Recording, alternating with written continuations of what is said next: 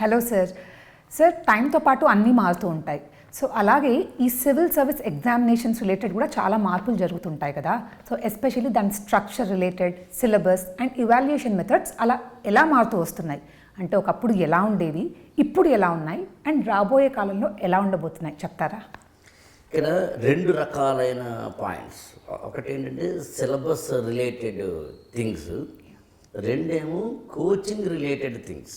రెండింటిని డిస్కస్ చేద్దాం. Sure. Syllabus related ఉన్నప్పుడు ఏమవుతుందంటే ఒకప్పుడు రెండు ఆప్షన్స్ ఉండేవి, ఇవాళ ఒక ఆప్షనలే ఉంది.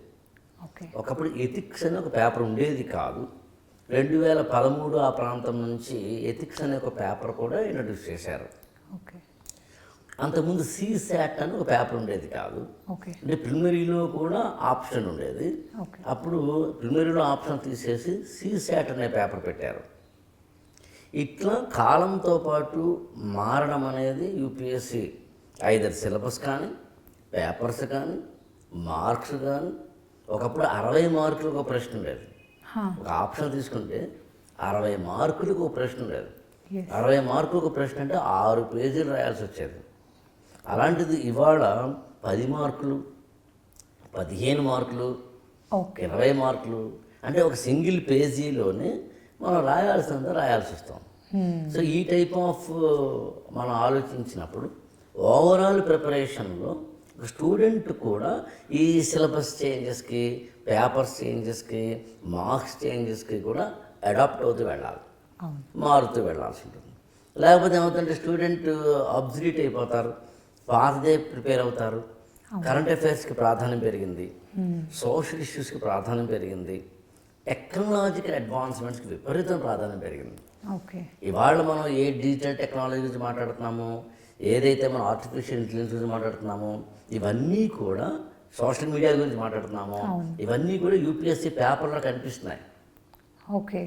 మారుతున్న కాలంతో పాటు ఉదాహరణకి మీకు 2018 ఆ ప్రాంతంలో ఒక క్వశ్చన్ వచ్చింది. మోడర్న్ ఉమెన్ను ఒక హౌస్ వైఫ్ కాకుండా ఆమె ఎంప్లాయీ అయ్యి ఒక మిడిల్ క్లాస్ ఉమెన్ అయితే కనుక ఆమెకు ఉన్న ఛాలెంజెస్ ఏంటి అని ప్రశ్న అడిగారు. దానికోసం నిజానికి ఏ బుక్ చదవాల్సిన నిజానికి అవసరం లేదు. కాస్త నిజంగా ఆ పేపర్ రాసే అమ్మాయి కనుక ఒక అదే కేటగిరీ దగ్గర ఇంకా బాగా రాయగలదు. అవునవును. అలాగే వర్క్ ఫ్రమ్ హోమ్ అనేది ఏదైతే మనకి కోవిడ్ తర్వాత వచ్చిందో దాని మీద లాస్ట్ ఇయర్ ప్రశ్న అడిగాడు. వర్క్ ఫ్రమ్ హోమ్లో ఉండే ఛాలెంజెస్ ఏంటి, ప్రాబ్లమ్స్ ఏంటి, మరొకటి. సో మారుతున్న సామాజిక పరమైన, సాంకేతికపరమైన అంశాలని యూపీఎస్సీ ఎప్పుడు కూడా పట్టుకుంటూ ఉంటుంది. వాటిని మనం అర్థం చేసుకోగలిగి ఉండాలి. అందుకే సివిల్ సర్వీస్ ప్రిపరేషన్లో స్టూడెంట్కి ఆ అవగాహన కలిగి ఉండాలి, మారుతున్న దాన్ని అర్థం చేసుకోగలిగి ఉండాలి. దాంతోపాటు కోచింగ్ కూడా మారింది. కోచింగ్లో వచ్చిన మార్పులు కూడా చాలా ఉన్నాయి. ఒకప్పుడు కోచింగ్ సెంటర్లు తక్కువ, ఇవాళ ఎక్కువ. ఒకప్పుడు ఓన్లీ కోచింగ్ అంటే ఎగ్జామ్ హాల్కి వెళ్ళడానికి ముందు వరకు కూడా, రేపంటే వాటి వరకు కూడా కోచింగ్ సెంటర్ వెళ్ళిన సందర్భాలు ఉన్నాయి. మేము ప్రిపేర్ అయ్యే రోజులు అయితే కనుక. ఇవాళ చాలా మారిపోయింది. నాకు తెలిసి కోచింగ్ని ఎగ్జామ్కి 6 నెలల ముందే కంప్లీట్ చేసుకుంటున్న వాళ్ళు ఉన్నారు. లేదా మొత్తం కోచింగ్ అయ్యేంత వరకు ఎగ్జామ్కి అటెంప్ట్ చేయకుండా మొత్తం అంతా ప్రిపేర్ అయ్యి 2 సార్లు రివిజన్ చేసి అప్పుడు ఎగ్జామ్ హాల్లోకి వెళ్తున్న వాళ్ళు ఉన్నారు. సో మారుతున్న ఈ కోణాలు ఏవైతే ఉన్నాయో, ఎగ్జామినేషన్కి అనుగుణంగా మారుతున్న విధానాన్ని యాస్పిరెంట్ అర్థం చేసుకోవాలి. దాంతోపాటు మిగిలినవి కూడా. కానీ సార్ ఇప్పుడు మారుతూ ఉంటుందన్నాం కదా, సో అసలు ఏ బేసిస్ మీద ఇలాంటివన్నీ చేంజెస్ జరుగుతూ ఉంటాయి అంటే మనం ఏమైనా గెస్ట్ చేయగలుగుతామా? నెక్స్ట్ ఇలాంటివి యాడ్ అవ్వచ్చు, అలాంటివి ఎలా? బేసికల్గా మాత్రం యూపీఎస్సీకి నేనేమంటానంటే స్పెషల్ అనే ఒక పదాన్ని గుర్తుంచుకుంటే సరిపోతుందంటాను నేను. స్పెషల్. సోషియో అంటే సోషల్ డైనమిక్స్ని అర్థం చేసుకోగలిగి ఉండాలి. 2 పి, స్పెషల్లో పి ఫర్ పాలిటీ బేస్డ్, అంటే ఇండియన్ కాన్స్టిట్యూషన్ కానీ, పొలిటికల్ సినారియోస్ కానీ, ఎలక్షన్ కమిషన్స్ లాంటివి కానీ. ఈ ఎకనామికల్. స్పెషల్లో సి కల్చరల్. ఐ ఇంటిగ్రిటీకి సంబంధించిన ఓకే సమాజంలో జరుగుతున్న కరప్షన్ కావచ్చు, గవర్నమెంట్స్ యొక్క ఫెయిల్యూర్స్ కావచ్చు, గవర్నెన్స్లో వచ్చే కొత్త కొత్త అంశాలు కావచ్చు.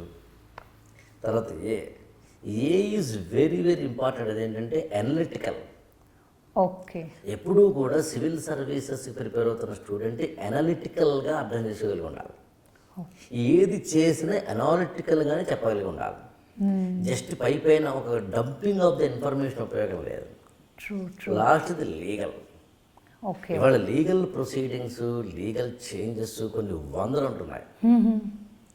వీటితో పాటు స్పెషల్ అనే ఈ పదాన్ని అర్థం చేసుకొని దీని మీద ఉన్న సైన్స్ అండ్ టెక్నాలజీ కావచ్చు, దీని మీద ఉన్న ఇతరత్రవి కావచ్చు, దీని మీద ఉన్న హిస్టారికల్ కావచ్చు, దీని మీద ఉన్న జాగ్రఫికల్ కావచ్చు, వీటన్నింటినీ సిలబస్లో ఉన్నవి ఈ స్పెషల్ అనే పదంతో కనుక ఎవరైనా వింటే అర్థం చేసుకుంటే ఓకే 99.99% మనం అప్రోచ్ టువార్డ్స్ ద అప్కమింగ్ రాబోయే రోజుల్లో ఏమేమి మార్పులు వచ్చినా కూడా మనం దానికి అడాప్ట్ అయ్యేందుకు అవకాశం ఉంటుంది.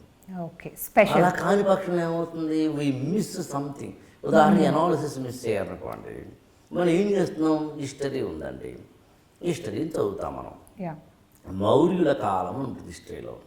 మౌర్యుల కాలం గురించి చదువుతాం మనం. ఎప్పుడో క్రీస్తు పూర్వము ఒక 500, 400 ఆ శతాబ్దాలలో ఒక మహా సామ్రాజ్యాలు ఎవాల్వ్ అవుతూ మౌర్య సామ్రాజ్యం వచ్చింది. అప్పుడు చాలా సామ్రాజ్యాలు ఉన్నాయి, దాదాపు 16 సామ్రాజ్యాలు ఉన్నాయి. 16లో మౌర్యులు డెవలప్ అయ్యారు. మౌర్య సామ్రాజ్యము అందులో చాలా గొప్పగా అశోకుడు లాంటి వాళ్ళు చాలా గొప్పగా తీసుకొచ్చారు. ఇంతవరకు ఓకే, వాళ్ళ సామాజిక పరమైన, ఆర్థిక పరమైన, సాంస్కృతిక పరమైన కాంట్రిబ్యూషన్స్ అన్ని మనం చదివేస్తాం. ఓ నో డౌట్ హిస్టరీ పుస్తకాలు ఉంటాయి. కానీ సివిల్ సర్వీసెస్లో ఏమడుగుతారంటే అసలు ఎందుకు మౌర్య సామ్రాజ్యం ఎవాల్వ్ అయింది, ఓకే అమాంగ్ 16 వై, వాళ్ళకి ఎందుకు అని మళ్ళీ దానికి జాగ్రఫికల్ కండిషన్స్ కారణంగా చెప్పమంటారు. Oh my god. ఎందుకు జాగ్రఫికల్ కండిషన్స్ కారణం చెప్పమంటారు అంటే ఆ రోజుల్లో అక్కడ ఉన్న ఫెర్టైల్ ల్యాండ్ వల్ల, ఇండో గ్యాన్సిటిక్ ప్లేన్ వల్ల, అక్కడ ఉన్న ఆర్థిక పరమైన జాగ్రఫికల్ కండిషన్స్ ఫేవరబుల్ కావడం వల్ల మౌర్య సామ్రాజ్యం డెవలప్ అయింది. ఆ ఫేవరబుల్ కండిషన్స్ మిగతా వాళ్ళకి లేవు కాబట్టి వాళ్ళు డెవలప్ కాలేదు. ఇది అర్థం చేసుకున్నావా లేదా అని క్వశ్చన్ అడగడం అనేది. సో అందుకని నేనేమంటానంటే to conclude our answer 5W1H అని గుర్తుంచుకోవాలి. Okay what, who, when, why, where, how. Okay 5W1H.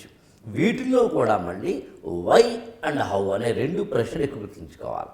మనందరం ఏం చేస్తాం, ఎవరు చేశారు, ఎప్పుడు చేశారు, ఎక్కడ చేశారు, ఎలా చేశారు, అది బేసిక్ పాయింట్స్ దగ్గర అయిపోతాం మనం. కానీ ఎందుకు చేశారు, వై, పానిపట్ యుద్ధం వచ్చింది ఎందుకు వచ్చింది, లేకపోతే ఇవాళ సొసైటల్గా డైవోర్స్ రేట్ పెరిగిందండి, ఎందుకు పెరిగింది, మనం ఏం చేస్తున్నాం, డైవోర్స్ రేట్ పెరిగింది పలానా రాష్ట్రంలో ఎక్కువ, పలానా రాష్ట్రంలో అని మనం డేటాని చెబుతాం. ఎగ్జాక్ట్లీ డేటాని కాకుండా ఎందుకు జరిగింది, రూట్ కాజెస్.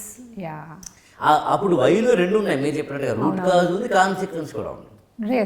సో ఈ ప్రీ అండ్ పోస్ట్ ఒక ఇష్యూకి సంబంధించినది వై అనే క్వశ్చన్ ద్వారా నేర్చుకుంటాం కాబట్టి దాన్ని ఎక్కువగా చదవమని చెప్తాం.